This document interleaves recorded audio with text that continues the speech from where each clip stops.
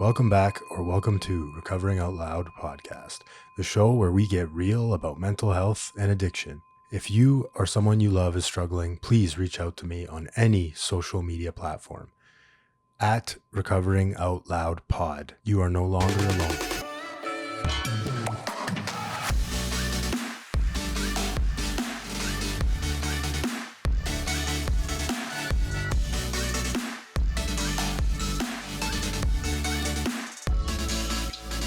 It's okay. We meet some of the most interesting people in the world, right? Like, Oh, yeah. I love this recovery thing. Oh yeah.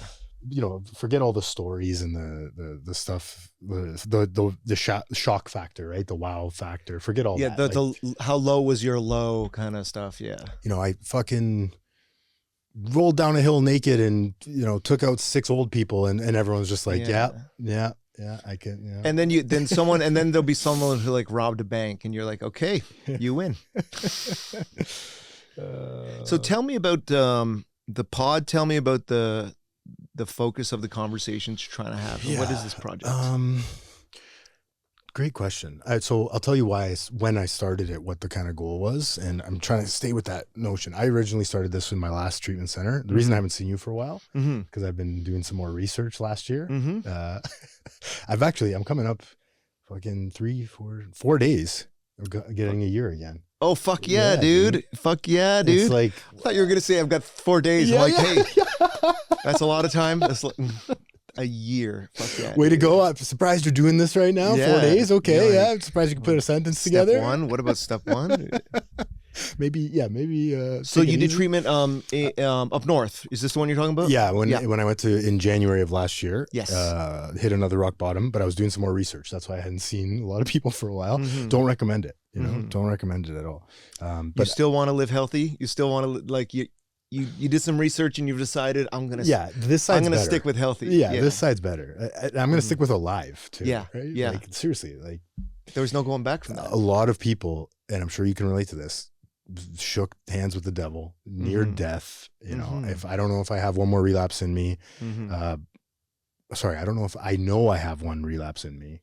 I don't know if I have another recovery. Okay. And I love that. It's so true. So in treatment this past time, and I'm like, I love podcasts. I love talking to people. I'm going to do this thing, right? I didn't realize too is like, and not that it's a competition at all, but when I started doing it, I got into this. There's lots of recovery podcasts out there, and it's amazing. It's amazing. I didn't realize how many there were. But when I first thought of it, I was like, oh, this is a great idea. Like, no one's thought of this yet. Right. No, dude, like there's a lot of people. You look up birdhouse making podcasts. There's like a million of them. There's like it's a great medium. I have a podcast. Oh yeah. It's a men's group, and so what it's like, my partner calls it like a men's excellence group or a men's success group. But really what it turns out is there's guys in the US who are maybe obese, or they don't know how to meet girls, or they're broke, or they're just smoking pot all day and playing video games. And Wes and I, we meet with them every week and we talk about goals. We talk about healthy living.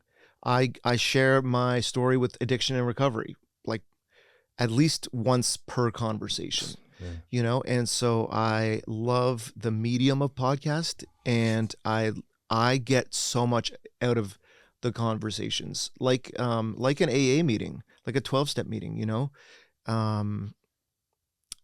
when you don't feel like doing it and you show up, you always come away feeling better.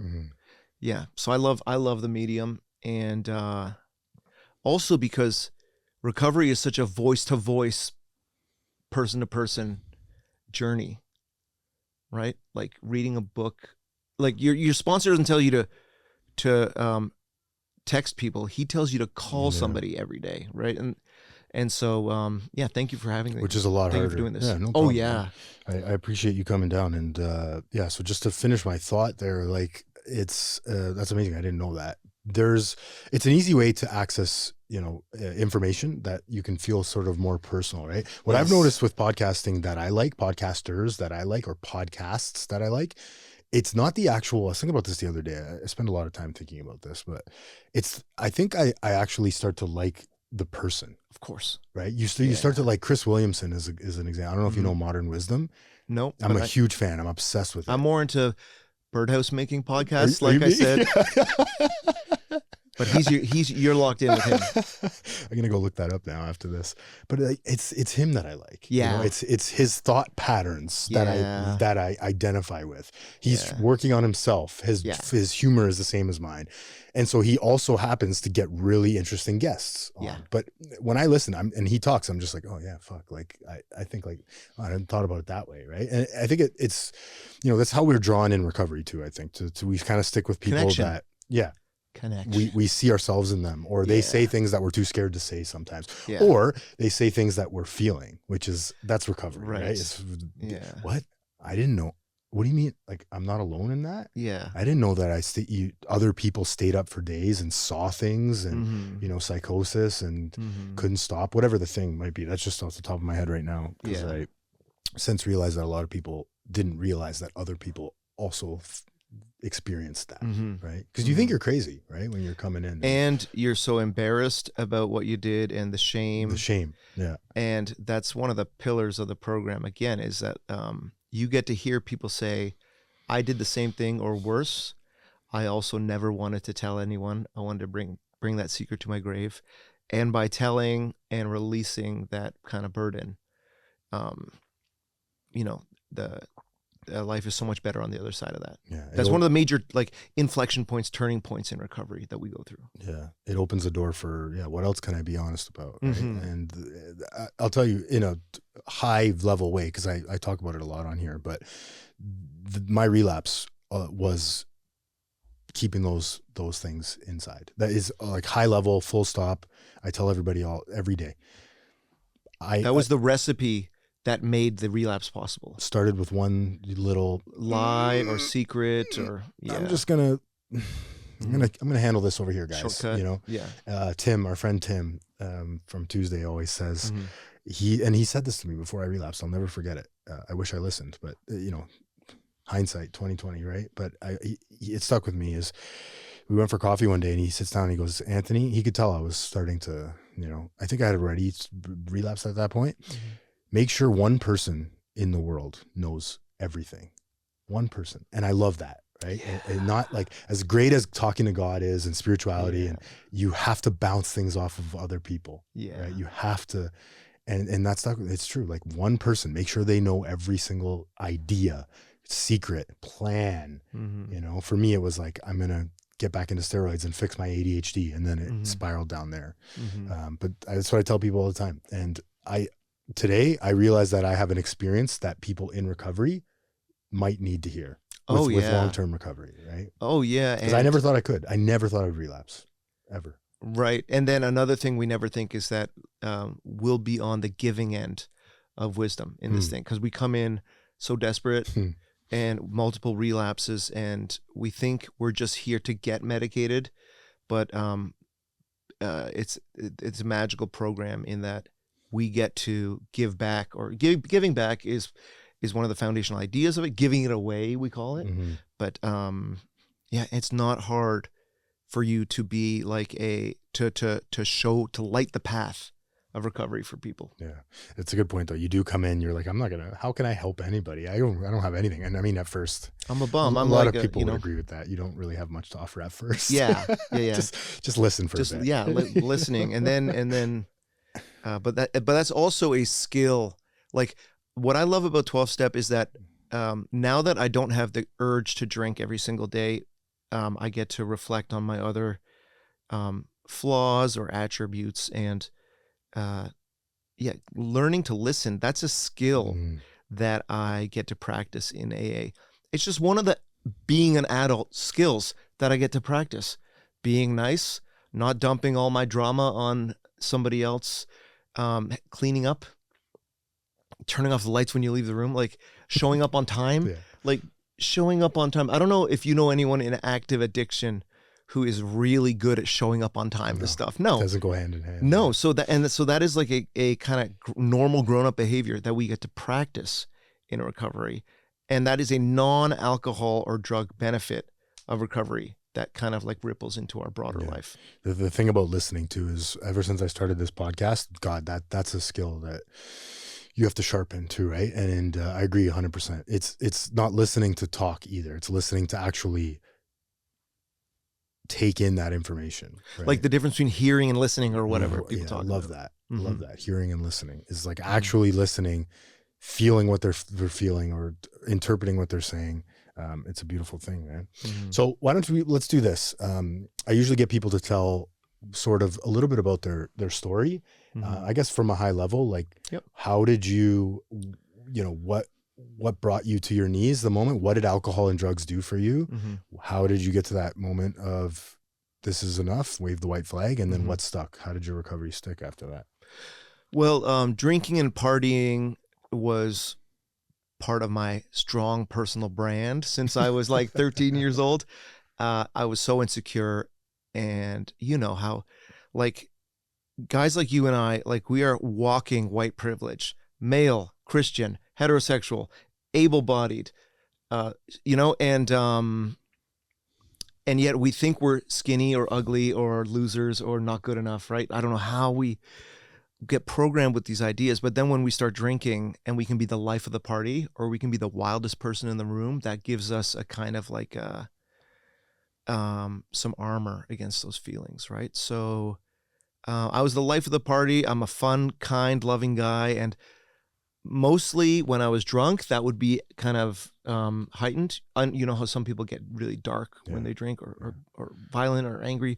That wasn't me 90% of the time. And but it was becoming a problem. Like, wasn't able to hold down work. I got married, and it was clear to my girlfriend and then wife that I was drinking too much. I was drinking faster than everyone else, and before everyone else, and later than everyone else, right? And so at some point, I remember it as like, at some point she said, hey, you could either keep drinking or you can keep being married. And so I picked keep being married. And so I was able to stop drinking. And I don't think, it's not like I never took a drink from that day on, but I think I had taken breaks from drinking for weeks or months at a time. But that was about 11 years ago. And I told myself that I don't have a brake pedal when it comes to alcohol. I can accelerate, I can drink more, but I can't slow down and stop. So, but I also told myself, so that was wise, but I also told myself I have a brake pedal when it comes to everything else. So I could leave pot or Coke in the like shoebox in the closet and maybe do it once a month, you know?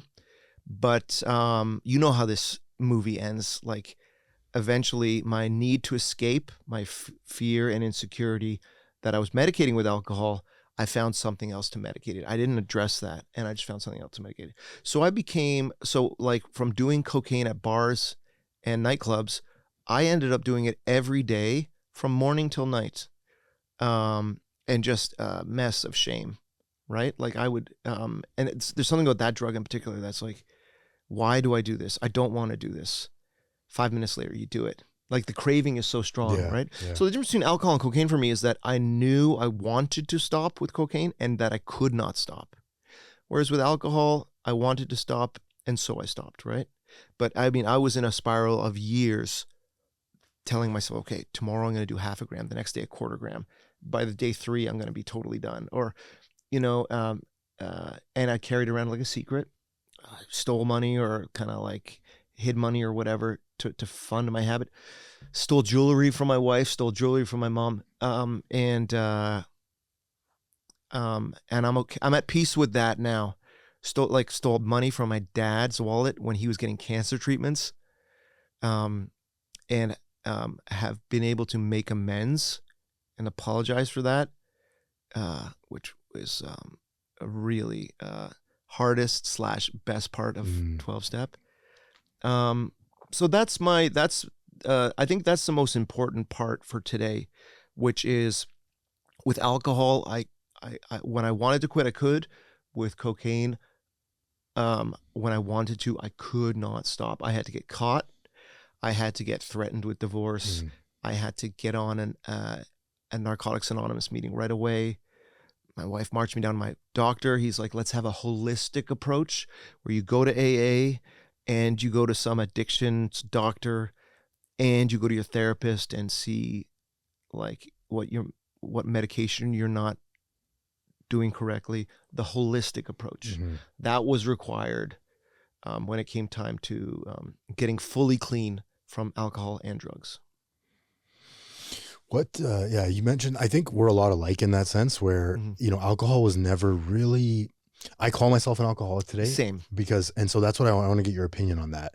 When you hear somebody come in, because I was like you, I could kind of put alcohol down. It was always there, but I never burned the house down with alcohol. I never got threatened divorce or same thing. You weren't a bum alcohol in the gutter, one of those kind of cliches. Like it was cocaine. That was the thing that I couldn't see myself living without, and all stimulants really. It ended by the end of it, like last relapse, it was meth, the fake Adderall pills. That was my real. I'm familiar. Yeah, that took me down because there was, anyways. So when you hear someone come in, because I'm sure you do, and they say, yeah, I got the drug thing under control. Alcohol, I'm not really an alcoholic. Like what was the turning point for you to make that distinction? I am an alcoholic as well as an addict. Well, I mean, I don't know if this is answering your question, but I remember having been alcohol-free 5 years and getting a job in Toronto now, like we discussed on the way down here. I'm a creative, so I sell art for a living. And this was the first time. And so now being a independent, like freelance art dealer is like the easiest way to just drink and drug all the time and not be accountable to anyone, right? So when I finally got a job at a retail store selling art in Toronto, not drinking alcohol is one of like the great kind of like qualities and upsides of hiring me, right? Never hungover, etc. And I would, celebrate with Coke occasionally. But what I discovered is that my insecurity expressed itself, particularly with me, was the stress of working all day. I started coking on the weekdays.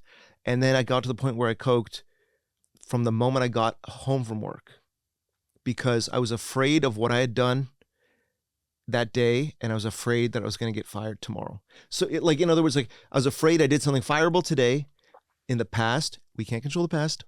And I was afraid that I was going to get fired tomorrow in the future. We can't control the future. And so in the present, I just spent it medicating this fear with Coke. And so because alcohol is so permissive in our culture, people can go to the pub every day and not be called a problem drinker in like the wider culture to most people. Yeah. But if you're doing Coke, like, Monday, Wednesday, Tuesday, Friday, all day Saturday, all day Sunday, right? Like from the moment, like at 5:01, the moment you're done work every day, that is not socially acceptable. We don't have commercials on TV about that. We don't there aren't Bud Light commercials about that. I knew something was wrong. But again, like there's something about addiction or the kind of people who are wired for addiction that asking for help was not an option, right? Stopping was impossible. So there were times when I did Coke at work, and then after I got fired, I the starting line for when I would start got like earlier and earlier, right? And I remember it was the World Cup of soccer. I believe it was the one that was hosted in Russia. And so my brother and I, we were watching a like Russia broadcast, right? So it would have been noon Toronto time. And I was like, look, it's too early to start doing Coke. And he's like, no, take it out. So I remember that was like, that was the first time I'd ever done it before noon. And so with Coke, it was just a lot easier for me to compare myself to the broader culture and say, this is not normal. Yeah. So then, was it hard for you to quit drinking then altogether after you got the Coke settled, or? No. So I, just to correct the record, I quit drinking 11 years ago, and I did Coke alcohol free. Wow. For all that time. Yeah, okay. That's not typical, I would Correct. say, right? Yeah. Like Although I mean, I do find I've found similar people in recovery, and also at the end of my journey, I was doing whatever I could get my hands on, except alcohol. For some reason, I was such a snob about alcohol. I don't drink. Ray does not drink. So, Meanwhile, but I was doing coke. Yeah.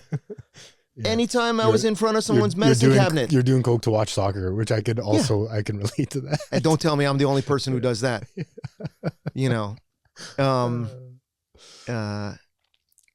And so and then at the end of it, I'd be like smoking weed and just trying whatever's in your medicine cabinet or grandma's medicine cabinet. Yeah. So so I know for sure now that I was trying to numb out. I was trying to run away. I was trying to escape. And in order for me to live healthy, it's not a prison sentence. In order for me to live a complete life, I have to set aside anything that's a form of unhealthy escape. Yeah. You said it really well. It's yesterday. I'm always living in yesterday or tomorrow. Yeah. Right. And the present moment for an addict, but for me especially, I can only speak for myself, is so unbearable that I need outside things to escape it, to disappear. Right. So you come in, what was the moment like where your last drunk or your last 30 days, I guess, in addiction? I mean, you sort of described it, but what was the moment that finally got you over to the side of sobriety? Well, the actual mechanics of the last moment, it was very like Three Stooges. Okay. So my wife and I are arguing over something, and the cat runs across the table and knocks over like a glass and breaks on the floor. And my wife picks up a piece of glass and cuts her finger. She's like, "God damn it." And I'm like, "God damn it, cat." And I take my phone and I throw it at the cat. It hits the ground, and the protective case of the iPhone pops off. And right in there was where I used to keep my little baggies of Coke. So the baggie flies out in front of my wife, and she was like, "I knew it. I knew there was something off with you," because I had been confronted by her friends a year before and urged to quit, and I had quit for 2 weeks. I managed to quit for 2 weeks, and like I have so much compassion for people who are at the beginning of their journey now, because I remember when I tried to quit that 12 months before, how hard impossible the first minute was, how hard the first hour was, what a challenge first day was, and how I white knuckled the first week. But then the second week's easier, and our emotions will go up and down. But really, when you are in withdrawal from one of the most powerful substances God ever created, like it is the heroic phase of the recovery. That's what I call it. So that's after promising I quit, really only lasting 2 weeks, and then going back to cooking every day for the next 365 minus 14, which is, whatever it is, 351 days. That is what happened when I finally got caught. And like I said, for that last year, after my wife and her friends kind of confronted me and asked me to quit, that last year I wanted to, but could not. So I was relieved when she found me, when I got caught, when I got caught for all that lying, because I was carrying an unbearable weight of shame, and like I was a prisoner to the drug. Right. I can relate to that so much. I mean, and you said that off the top too, is like, I need to get caught to make change. Yes. Because it's hard to ask for help, I find too. And so if I look back on, a lot of my moments, even when I was 23 and when I first went to rehab, it was getting caught, by my parents or by my friends, and my friend telling my parents, "Hey, this is, you might want to look at this. Like, he's worse than all of us, you know, and he's using every day, same thing, right? And it was the cocaine that brought me down. But yeah, I have to be brought to my knees and I have to be embarrassed. But I like what you said too, is that unbearable weight, right? Where it's like, you finally admit to something or you get caught and it's like, I don't have to lie about this anymore. I'm not on the run anymore. Spinning a story and a web of stories and keeping up everyone. With it. Yeah.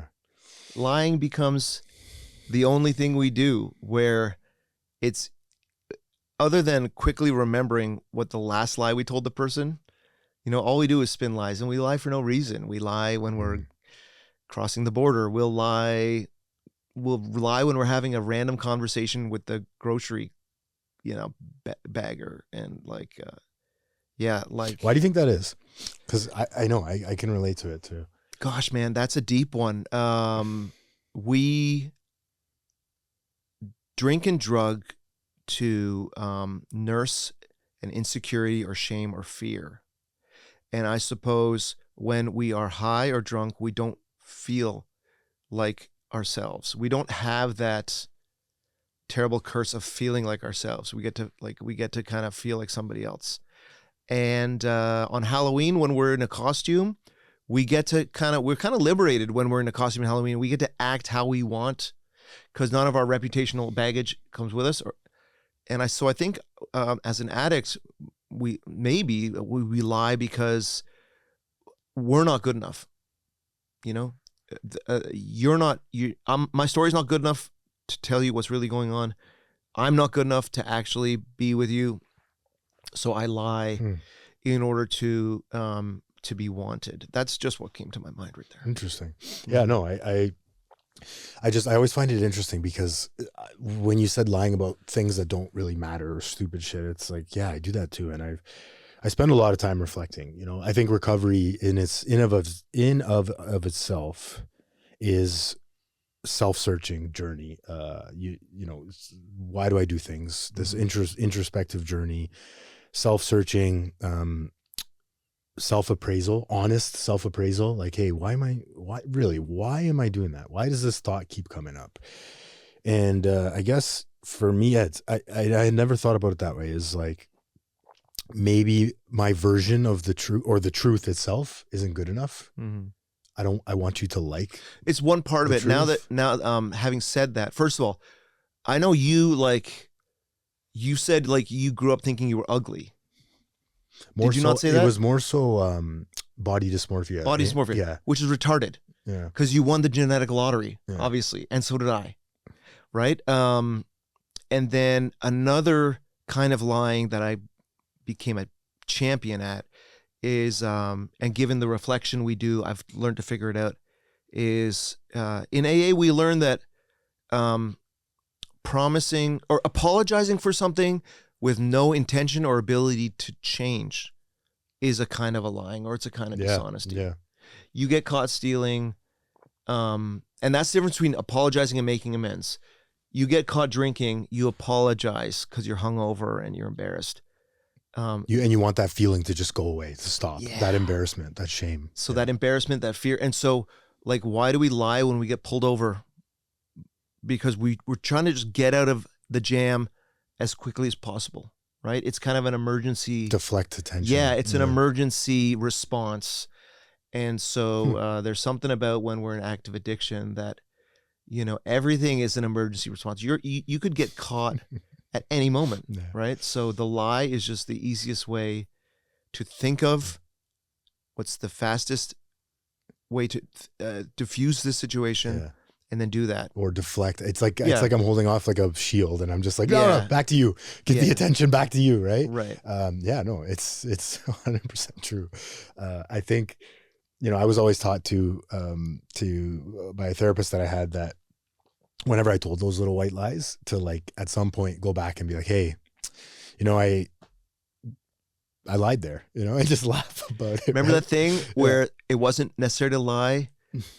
I lied there. Yeah. And I told you I only had 6 parking tickets in my life, right? I've actually had 10. It was like, I think a lot of, and that's not a deal breaker. I know, but it's for people some are going to reason accept you, right? It's never for a deal some breaker. reason. It's that is, we reach for that button first. Like, it feels safe to reach for that button.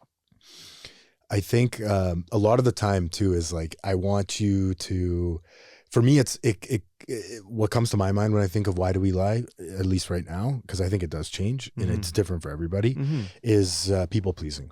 You know? I don't think you're going to like the story as much as, unless I finesse it a little bit or mold it into what I think you want me to be, right? What I want to be, or what I think I want you to me to be, right? You stopped making sense a little while ago. But something I do. Where are we again? That's something I do that's just like that is right now. So I'm not lying about whether I'm high or not, and I'm not lying pathologically like I used to in active addiction, but I find myself double booking myself and even triple booking myself sometimes. And if I think about my whole life, it's because I was afraid to disappoint the person by saying no. You know? Yeah.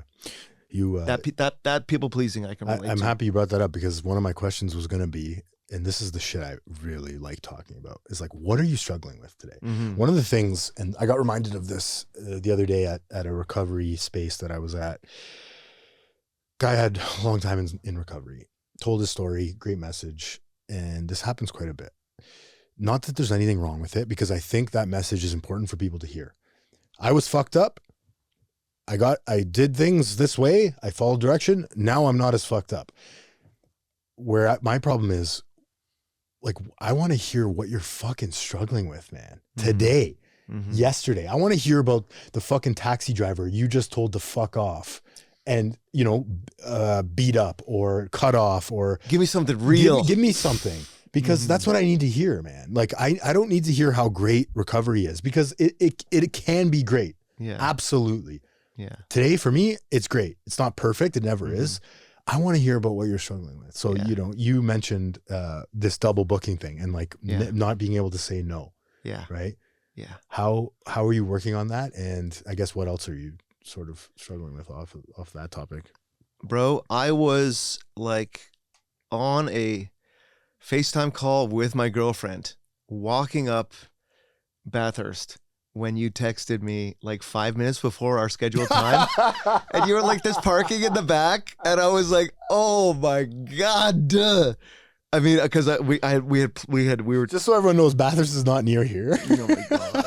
So thank God. You forgot. That's amazing. I was like, yo, traffic is tough. 10 minutes away or whatever. You got here fast, dude. Yeah, dude. It was like I was lucky. I activated undisciplined behavior I struggle with. I'm trying to lose some weight for travel. Not that I need to. For those of you just listening, I've got, you know, rock solid 6-pack. But undisciplined eating, undisciplined behavior is hard for me. I can't have the Uber app on my phone, or else I'll just Uber. Oh, Uber Eats. Yeah. I won't. No, yeah. Uber Eats and the Uber transportation. Where do you go? Well, I should be driving my car or taking the streetcar or walking. And you'd rather Uber? No, I don't have the Uber app for that reason. Okay. So just to like kind of dial it back a few minutes, I'm not perfect. Okay. Right. And so there's if for you it might be Uber Eats, where you might have a fridge full of leafy greens, but you're just gonna Uber Eats junk food. I can relate to that too. Not only is McDonald's unhealthy, but to just lie in bed and have someone else bring it to your front door is doubly unhealthy. Yeah. So it really is. It was the Uber Eats and the Uber. Anyway, so I don't have the app at all, and I was able to turn it on today to get here quickly. Okay, I see what you're saying. Gotcha. What I struggle with today is that I don't have as much money as I want. I don't have a career that I want. I'm doing a lot of I wouldn't call them odd jobs, but I do a lot of kind of I do a lot of informal work, and I'm able to put together financial stability for myself, which is a huge first step. But yeah, like I've got a nice old vintage car. I got no business driving. I should be like it's in the shop. I don't know how I'm going to pay for that. I'm riding the TDC these days, and when the TDC is early and I jump on there and I'm like Jason Bourne cutting through the city, I'm very happy. When it's late or I miss it, I really struggle with emotional balance. Yeah, regulation. So screaming an obscenity at the top of my lungs, not at somebody, but just at the world, and so that is something that I'm currently struggling with on almost a daily basis, is keeping my sanity on public transit.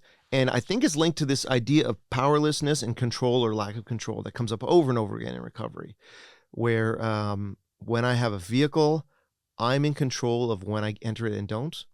Not so with the bus.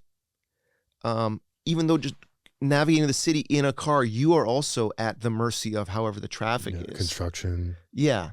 So I found that, I don't know how practical it is, but if I give myself an hour to get somewhere, no matter where I'm going, I don't drive dangerously.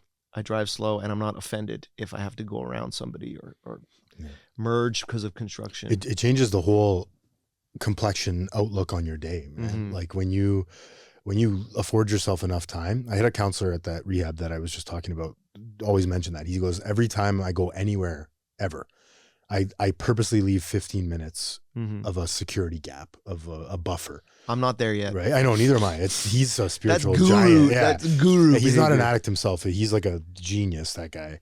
And but it's true. He's like, I'm everywhere I go, I'm 15 minutes early, because I've spent so much time being late and at the mercy of whatever happens on the 401. Yeah. Right? Unpredictable. Or the 400. Yeah. And, it's interesting too, because I think this illusion of control is what kind of everybody in addiction, at least myself, strives for. Like if I could just turn the dial a little bit towards my direction, if you would just do things the way I want you to do them, right? Like, Ray, did you not get the script? Right, that for life, that you know what I mean? It's you're Anthony's world. We're living Anthony's world, and here. I think a lot of people, when they come in, can relate to that, even in recovery without substances, because you come in here and you're so used to this illusory freedom, this control that we have. I don't like this thought. I'm going to do a line. What do you mean? I know how to fix this. Boom, and it does. That's the problem with drugs, is they work. What do you call it? Like eject? Yeah. I love that. It's almost a chemical eject button. Yeah. This is uncomfortable. Yeah. I'm going to fucking get out of here. But the thing is, Anthony, that we become dependent on that eject button, so that the littlest thing, the most minor inconvenience, will have us ejecting, and it gets to the point where nothing at all can be going wrong, and we're ejecting. Yeah. Right. Which just isn't life. It's not. No. It's not sustainable. No, it's not. And it's obviously it's not healthy, but it's also becomes not even enjoyable for the person who's doing it. Right. I'm sure you weren't loving every second of your rock bottom. No. You're a prisoner of it, right? That's the best way to put it. And so that's why I always think cravings are hilarious, right? I laugh at them every single time once I get through them and whatever. Yeah. I mean, as of today, much more few and far between. Yeah. But my first, I would say 3 months for sure, like coming back again, right? Because, I had 7 years before that. You saw me when I came in and relapsed, right? You were at that place, that group where I broke down in front of everybody.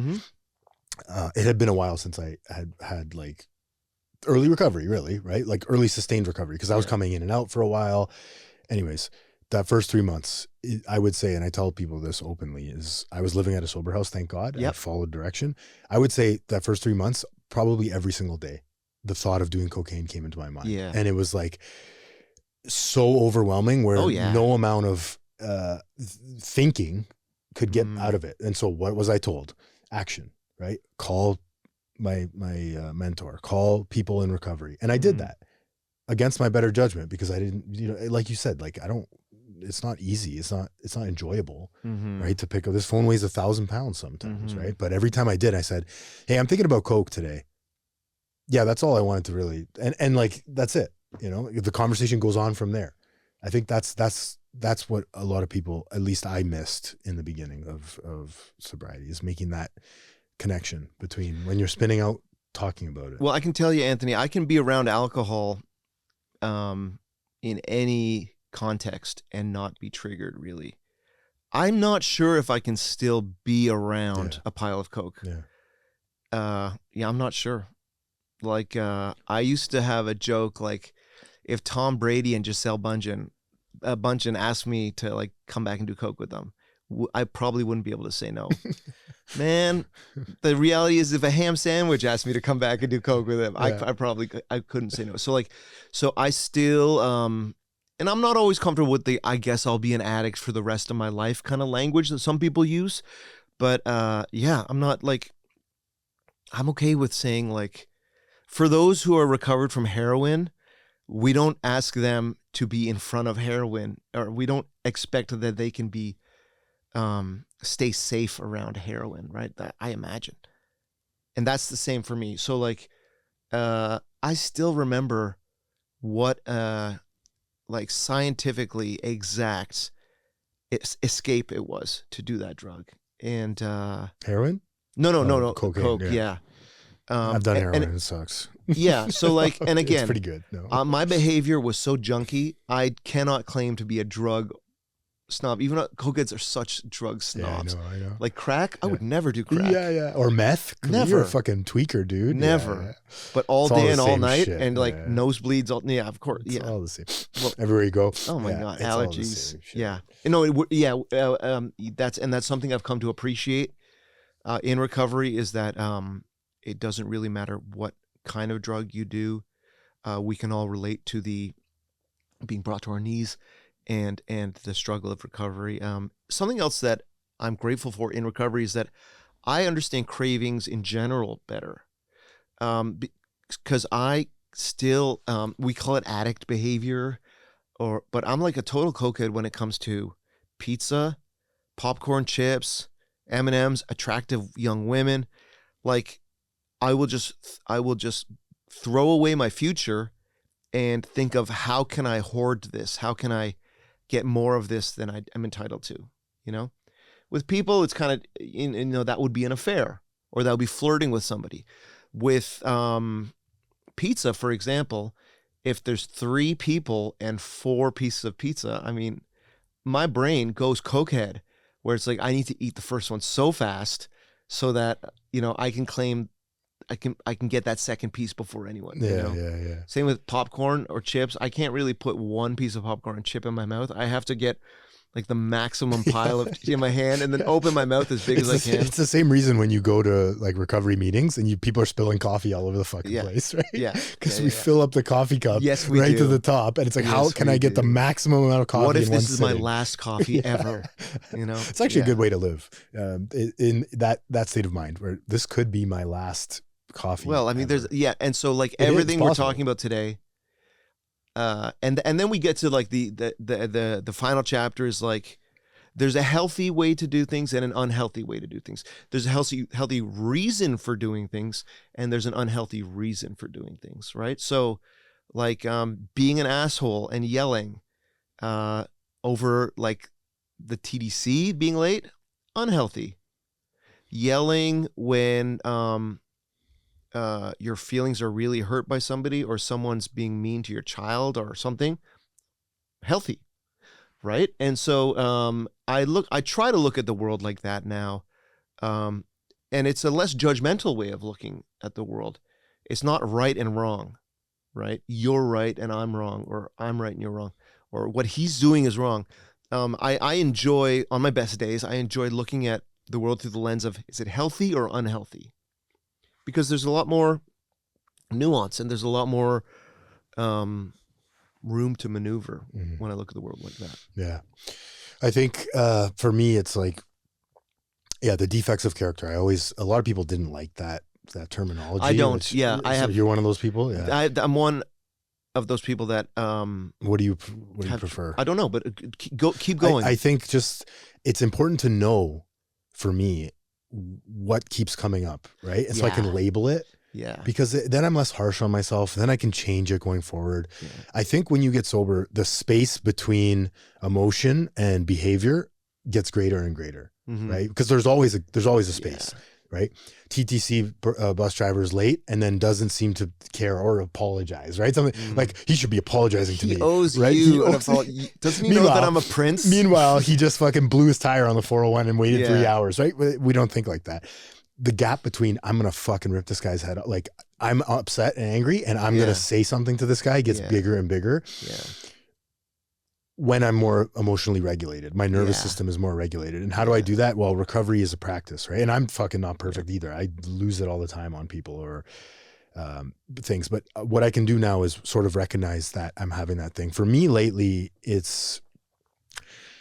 what is it lately? I get really judgy when I see somebody do something and I immediately resent. It comes down to resentments, right? It always comes down to, that's the thing that makes us relapse. When I relapsed this last time, I resented myself. I was resenting myself for like having these, and I wasn't telling anyone about it. I'll see somebody in my elevator. This is coming to my head right now that has like a Rolex style watch. Yep.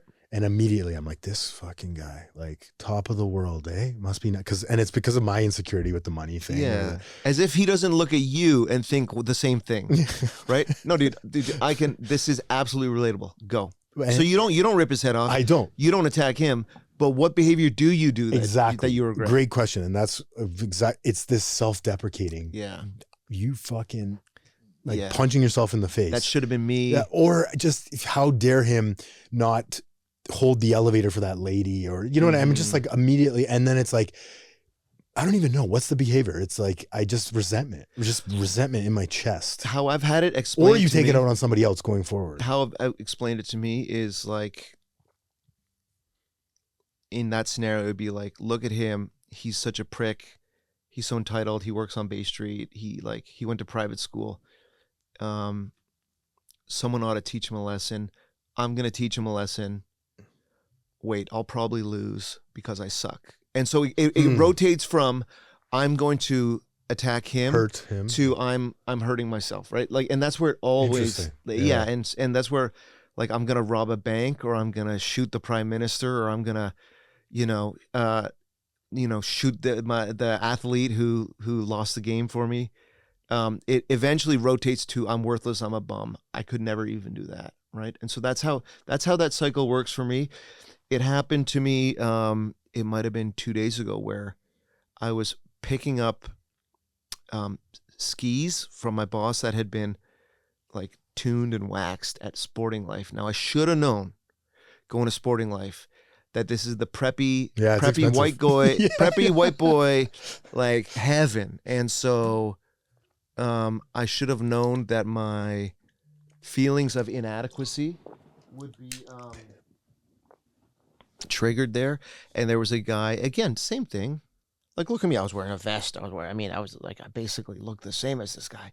But to me, he had it so easy. He never had to work for anything in his life. This story you just he went to UCC, the prestigious boys' school. He went to Bay Street. And the deal was that we were both at Sporting Life 15 minutes before closing, and everyone was trying to rush to get their stuff done. And I arrived slightly before him, and it was kind of like, is he in line? Is he not? And to me, it was like, this motherfucker is going, can I curse? Is that okay? Yeah. This motherfucker is going to bud the line because he's so entitled. Drives a BMW. Yeah. And I am just gonna and I just stood kind of like a brick house with the executioner face. And so did I make a scene? No. But so I was able to get a space between the thought and the unhealthy reaction. Yeah. Now, what we're the next level of sobriety is trying to get some space between the thought and the feeling, the anger, the I'm not good enough. So and just that internal dialogue, that inner critic, inner critic. Yeah. So I think that the next level up, and the final boss on the next level is getting space between you and that inner critic. And it's also like, I'm really angry right now. That's funny. And you just kind of watch the anger go by. That's right? the Bruce Lee level. Yeah, that's like, it's, and it's a leaf floating on the pond. I'm sure you've had moments like that though, right? Yeah. Like I've had moments in my recovery where I'm like, I'm just kind of watching myself be a jackass in my own head. Yeah. And I'm like, wow, I really want to fucking freak out right now. And I'm just like, crazy. I'll tell you the my favorite moment was in recovery, and maybe this will be the last story I tell. Are we Joe Rogan rules? Do we go 4 hours here? No. Okay. I don't have that. Okay. I don't know how they do it. Yeah. You haven't rented the studio that long? Okay. I did. This was outside of recovery. I went to a kind of inner child retreat, or like a meditation retreat, where we forgave our parents for abandoning us. Like, we just looked at shame from like what we've done wrong, all the way to that first time where you were crying in the crib and your parents left you there in order to teach you how to like sleep training. Yeah. And you learned that you're not good enough for their love, right? So we analyzed shame and the inner critic all the way down to that moment, like when we were tiny babies. And then we built it up again and forgave ourselves and tried to repair it. And so I came out of this meditation retreat. Of course, it was in California, right? I didn't have my phone. And I got in the plane, and I was like, hey, anything interesting happened last week? And the guy next to me is like, you didn't hear about Philip Seymour Hoffman ODing? You didn't hear about the Seattle Seahawks winning the Super Bowl? I was like, no, I've been without my phone at a meditation retreat. And he said, oh, I'm so jealous. I go to an art fair, which is like a big convention hall with booths where people sell $1 million paintings, but it could be like the plunger convention. It just looks the same. A guy comes into the snack bar and sneaks past everyone, goes right up to the front. And I tap him on the shoulder, and I'm like, no, you're putting on the red Rambo bandana at this point, right? Yeah. And this guy's like, I tap him on the shoulder, I'm sorry, there's a line. And he's like, oh, well, I'm here now. And so I might have asked him one more time, but then I said, fine, fuck you. And just stood there and said, fuck you. And he turned around, and he didn't like slap me in the face or punch me in the face, but it was somewhere like in between. And so he just struck me right in the face in front of everyone. Wow. And I just stood there. And I stood there like, and I didn't even flinch. And everyone's like, and so that was waiting for you to just like get something to happen, right? Or how about lose my cool? Yeah, that's what I mean. Yeah. Or no, I did not move. And I just kept looking at him. And oh man, I haven't been that like elite Zen level. That's like SEAL Team 6 Zen. It is like standing up. People came up to me and they're like, bro, how did you like, someone actually asked me, and I said, I just came back. Like I said the most obnoxious thing. Oh, it's how I am. No, worse. I just finished a meditation retreat in California. But I think that I'm glad we had this conversation today, because I'm glad I was able to remind myself of that success story where I actually lived that cliche where like true serenity is being in an argument, knowing you're right, knowing you're correct, and just not like fighting to the death over it, just walking away. Yeah. That's true serenity. Yeah, it is. Being the bigger man, not acting on your emotions, right? Anger comes up. I don't need to become an angry guy, right? No. Like mastery, like self-mastery, for me is difficult enough that I can spend the rest of my life just working on self-mastery and not being master of the universe. Yeah. Yeah. Or sheriff of the universe. Mm-hmm. That's my problem, right? Yeah, we got a few more minutes. So. Okay, you let me know. I